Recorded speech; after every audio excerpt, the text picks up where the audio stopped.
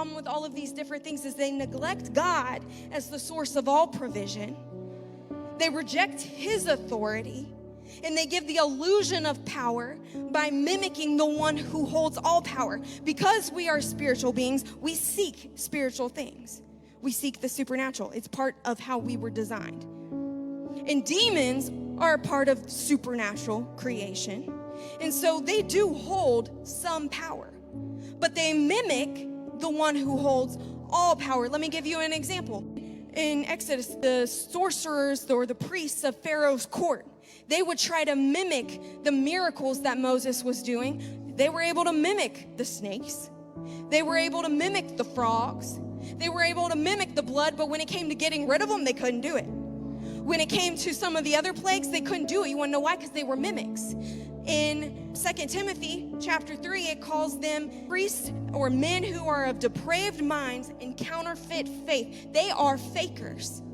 And when we are stepping outside of trying to accomplish any of these things, selfish motives, selfish goals, outside of God, remember it's from sources outside of God. Anytime we are trying to accomplish this, it says that we are like these counterfeit faith, deprived mind people in rebellion under the influence of witchcraft. It's rebellion against God's authority when we seek solutions based off our selfish motivations or our desired outcomes, just like Saul. Saul didn't listen to God. God spoke, but it says that he rejected it. It says that he despised it, and he tried to manipulate it when he didn't like it. And he wanted God to give him what he wanted, and God said, I already talked to you. I'm going to give you silence.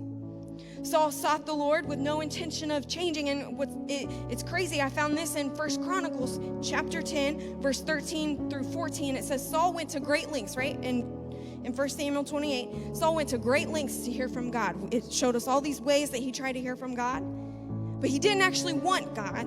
We see that in his heart. But 1 Chronicles says it a little bit more clearly. Saul died because he was unfaithful to the Lord.